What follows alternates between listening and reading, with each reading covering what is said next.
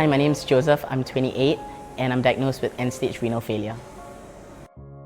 I was born with a renal deficiency, and then when I was 16, both my kidneys failed and I started on what's called peritoneal dialysis.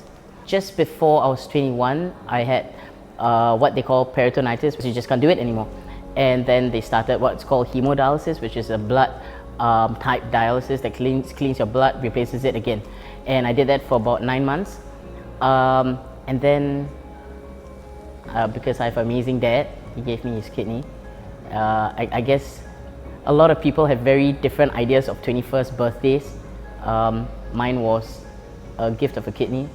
I think that's a lot bigger than a big 21st birthday in a hotel. I do what I like because I feel that we were all born with a time clock, and us more than people with conditions more than other people. And so the kidney just gave me a reason to do everything that I did 10 times more. And so the result of that is it failed a few months ago actually.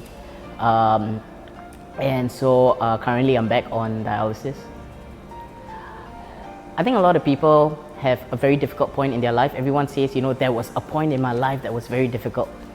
I think for me, it was when my kidney failed. Sorry, my dad's kidney. And I've been cooking for a long time. It's what I do, it's my passion, it's how I earn my bread and butter. And I felt like I couldn't do it, or I had to do it differently, or maybe I just couldn't do it at all. I think it's a bit difficult sometimes for people with chronic conditions to agree and say that they've always had people who love them and who care for them, because at the end of the day, when you're lying on the table and there are needles in your hand, or you're going to go under and get cut up, you're still going to be the one on the bed. You're still going to be the one going through that. But if we look a little hard enough, I think we can know that there were always a couple of people always there. Maybe a mother, maybe a friend. For me, it was my uncle and my dad. My dad has always been there. He was a constant, you know, and I think that's very important for us as human beings to have that constant. He may not always say a lot. Then again, my family is not really one that expresses, but he was always there, and I don't think there could ever be a debt that could be paid for giving a part of yourself.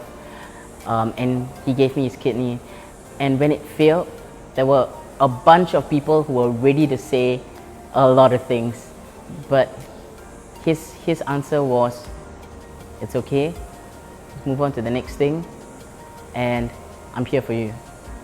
And I think that is the most unselfish, unconditional love I have seen and felt. People always use the word love very easily these days, but I'm a person of faith, and I definitely saw God's love in my dad. And so I want to say I love you, thank you, and if God forbid I have kids, I'd love to be anything close to what you were for me and my brothers. So thank you, and I love you.